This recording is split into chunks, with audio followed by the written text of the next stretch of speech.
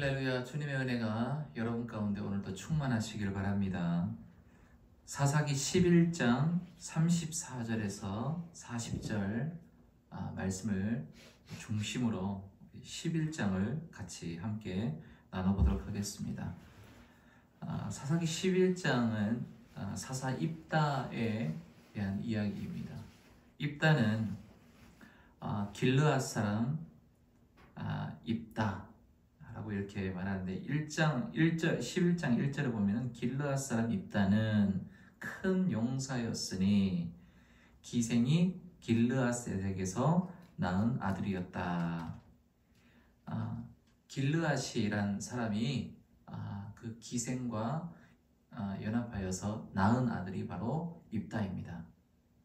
이 입다는 또 진짜 이 부인, 길르앗의 부인이 낳은 아들들, 그 아들들하고 같이 있었는데 그 길르앗의 아들들이 이 입다를 미워하죠. 그래서 추방합니다. 너는 이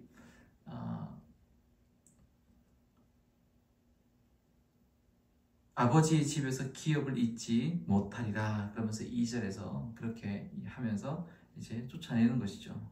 그래서 입다가 이제 돕당이라는 곳에 가서 거기 거하면서 잡류들과 깡패들하고 어울려서 거기서 큰 또 세력을 형성해 있는 것입니다. 근데 얼마 후에 암몬 자손이 이스라엘에 쳐들어오는 것이죠. 그때 이 이스라엘의 장로들이 입다를 찾아갑니다. 입다를 찾아가서 그러니까 어느 정도 이제 세력이 있었던 그 입다에게 요청을 합니다. 너가 우리한테로 와서 우리 우두머리가 되어라. 우리 머리가 되어서 이 암몬 사람들을 대적해 달라. 이렇게 얘기를 합니다. 그때 이 입다가 이제 와서 암몬 사람들과 싸우게 되는 것이죠. 대결하게 되는 것입니다. 여기까지가 이제 11절까지 이 이야기고 12절부터는 암몬 사람과 대적하는 그런 싸우는 그런 장면입니다. 암몬 사람과 처음에 바로 전쟁을 하는 것이 아니라 협상을 하죠. 협상을 해서 뭔가를 돌아가라 그렇게 해서 이야기를 하지만 그게 잘 되지 않죠. 처음에 암몬 사람이 이렇게 너희들이 어떻게 해서 우리의 암몬 사람이 먼저 이야기를 하죠. 너희들이 지금 거하는 땅은 우리 땅이다. 조용히 평화적으로 그냥 이렇게 우리에게 그 땅을 반환해라. 이렇게 이야기를 합니다. 그때 이 입다가 이 땅은 하나님께서 우리에게 주신 땅이다. 그러면서 역사적으로 홍해를 건널 때부터 이렇게 쭉 이야기를 합니다. 그리고 지금 300년 동안에 이스라엘이 헤스본과 그 마을과 아로엘과 여러 군데에 지금 300년 이상 거기에 거주하고 살고 있다. 그렇게 이야기를 하죠. 그래서 암몬 이 왕이 결국에는 이스라엘을 공격해 들어오게 되는 것이죠. 그때 이 입다는 하나님의 영을 받습니다. 29절, 11장 29절을 한번 읽어볼까요? 시작. 이에 여호와의 영이 입다에게 임하시니 입다가 길르앗과 므낫세를 지나서 길르앗의 미스베에 이르고 길르앗의 미스베에서부터 암몬 자손에게로 나아갈 때 이렇게 말합니다. 하나님의 영이 임하여서 그가 전쟁에 나가는 것입니다. 암몬 자손과 싸우는 그런 장면이 이제 나오는 거예요. 비록 그 삶의 이 입다의 그 모습은 뭐 기생의 자녀였다. 그래서 좀 어떻게 보면은 마이너 있는 또 주류에 있지 못하는 그런 사람이었습니다. 그러나 하나님께서도 그를 또 사용하시는 거죠. 그를 사용하시면 또 이스라엘을 보호하고 또 이스라엘을 지키는 그런 하나님의 일꾼이 될 수 있다라고 하는 것입니다. 그래서 하나님의 영이 그에게 임하여서 그는 하나님의 그 사명을 감당하는 것입니다. 여러분, 하나님의 영이 여러분 가운데 임하시길 바랍니다. 하나님의 영이 오늘도 여러분 가운데 충만하게 임하셔서 지혜가 여러분 충만하길 바라고, 명철이 충만하길 바라고, 또 성령 받은 사람들의 모습은 지혜와 믿음이 충만한 거예요. 그래서 성령 충만함으로 오늘 하루 여러분 살아가시기를 주님의 이름으로 축복합니다. 입다가 이렇게 하나님의 영이 충만하여서 이제 전쟁에 나가는데, 전쟁에 나갈 때 하나님께 서원을 합니다. 서원을 하는데 어떤 서원을 하냐면은 좀 황당한 서원을 하죠. 내가 이 전쟁에서 이기고 돌아올 때 전쟁에서 나를 이기게 해 주옵소서라, 이런 얘기죠. 반드시 이기게 해달라, 이런 얘기예요. 그래서 전쟁에서 이기고 그리고 돌아올 때 나를 첫 번째로 맞이하는, 첫 번째로 영접하는 그 사람을 하나님 앞에 번제로 드리겠다, 이렇게 서원을 하는 것입니다. 그리고 전쟁에 나가서 어떻게 하죠? 전쟁에서 승리를 하게 됩니다. 그래서 승리하게 돼서 집으로 딱 돌아오는데 그때 누가 나오죠? 오늘 본문 읽은 34절에서 보면 입다가 미스바에 있는 자기 집에 이를 때에, 그때 누가 나오냐? 자기의 하나밖에 없는 사랑스러운 딸이 소고를 치면서 춤을 추면서 입다를 영접하는 것입니다. 입다의 마음이 어땠을까요? 황당했겠죠.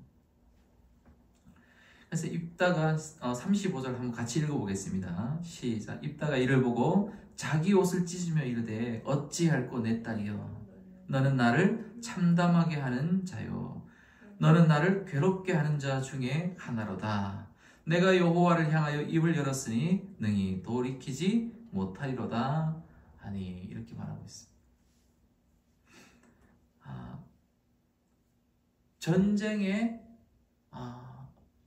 전쟁에서 승리하고 돌아온 입다는 오히려 더 괴로운 그런 시기를 맞이하는 것입니다. 자기 딸을 번제로 드려야 되는 그런 처지에 놓인 것입니다. 자, 여기서 오늘 좀 보아야 될 것은 서원이라는 부분에 대해서 조금 보아야 되는데, 입다가 했던 그 서원은 과연 옳은 서원이었는가라는 것이에요. 입다는 서원을 하는데 사실 이 서원을 하는 자체의 그 모습은 입다는 믿음이 없는 그런 행위였다, 하나님을 신뢰하지 못한 그러한 행위였다라고 이렇게 볼 수 있는 것입니다. 입다의 서원은 자신의 목적을 이루기 위해서 수단과 방법을 가리지 않는 그런 모습, 그것이 바로 서원으로 나타나게 됐던 것입니다. 서원의 내용도 성경적이지 않았다. 어떤 학자는 이렇게 얘기합니다. 이방적인 것이다, 이렇게 얘기를 합니다. 사람을 번제로 하나님 앞에 드린다라고 하는 것은, 여러분, 암몬의 그 신이 누구냐면은 그모스 신입니다. 그모스 신이 사람을 번제로 받는 그러한 제물로, 사람을 제물로 받는 그런 거죠. 그모스 신이.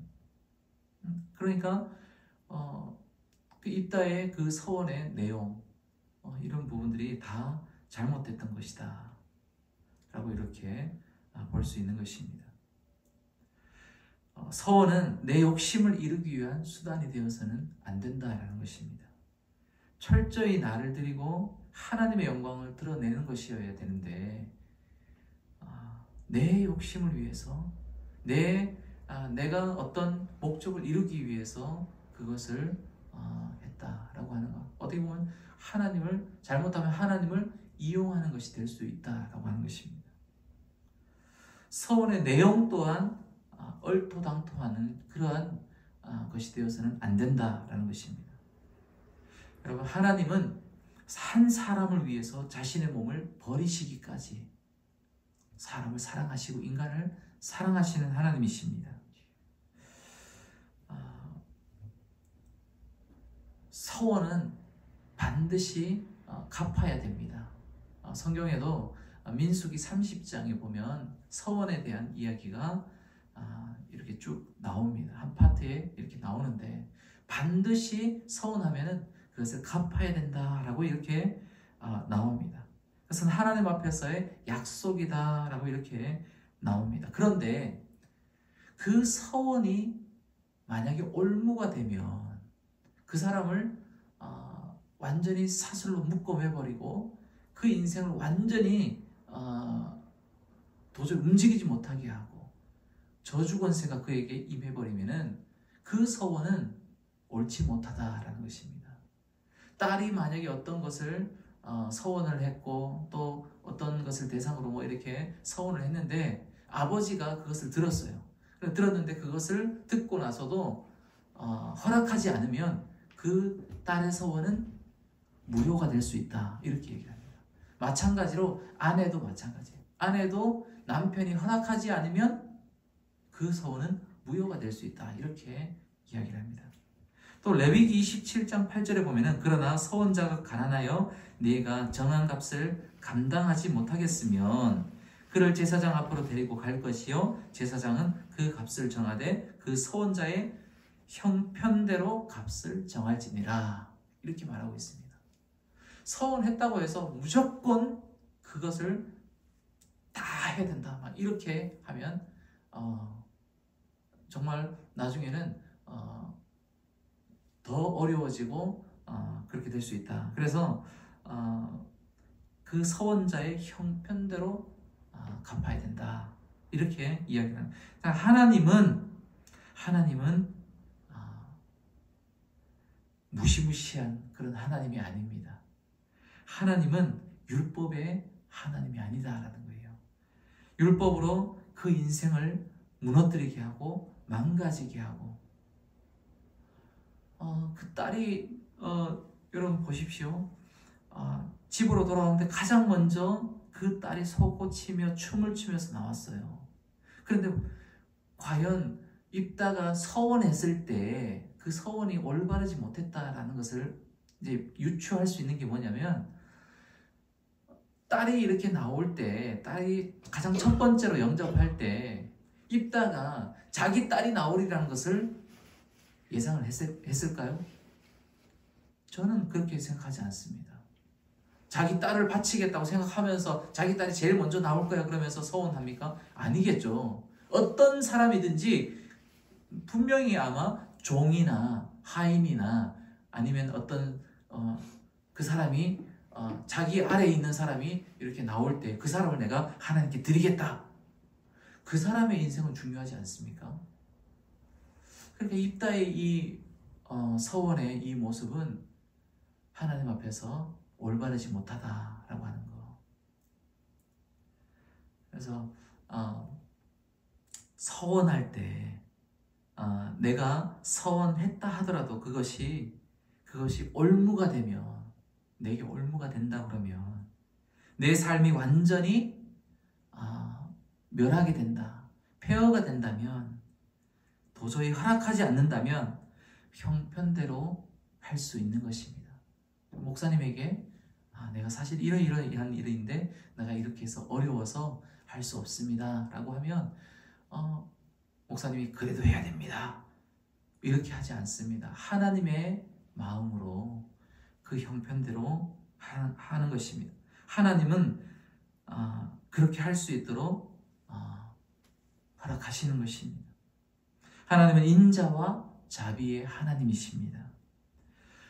이 서원을 잘못해서 정말 어려운 가운데 있는 사람들도 많이 있습니다. 어머니가 아들을 놓고 서원을 합니다. 이 아들은 하나님께 바쳐진 아들입니다. 근데 그 아이의 인격은 그 서원 때문에 무시된다면, 그 아이가 하나님께 바쳐진 아이라고 해서 아이는 전혀 사명에 대해서 믿음도 없고 또 아무것도 모르는 그 아이를 하나님이 하나님께 서운했다, 그거 한마디로 그 아이의 인생을 그렇게 올가맬 수 없다라고 하는 것입니다. 그래서 옛날에 그런 일이 많았다라고 합니다.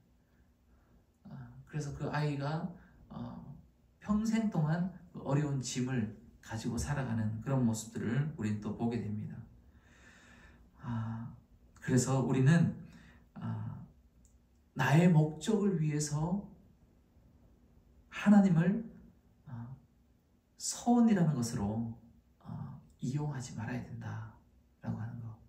그래서 서원을 할 때는 순수한 마음으로 서원을 해야 됩니다. 조건을 내걸면 안 되는 거예요. 조건을 내걸면 하나님, 내가 이거 되면은 이렇게 하겠습니다. 그래서 어떻게 보면 그것도 맹세 중에 하나라. 하나님은 하늘로도 땅으로도 맹세하지 말아라 라고 이렇게 이야기를 합니다.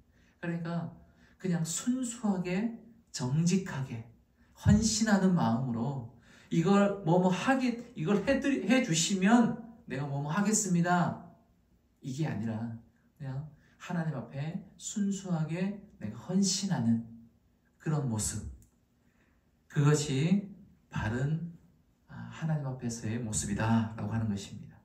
그래서 여러분, 오늘 하루도 여러분 하나님 앞에서 순수함으로 그렇게 나가시기 바랍니다. 내 목적을 위해서 우리는 예수님을 믿는 것이 아닙니다. 하나님, 오늘도 나를 인도하여 주시옵소서. 하나님, 내가 주님을 위해서 이것을 드리겠습니다. 내 몸을 드리겠습니다. 내 시간을 드리겠습니다. 내 물질을 드리겠습니다.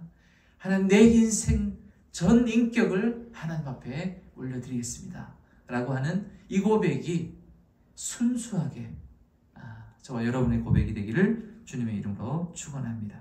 하나님 감사합니다.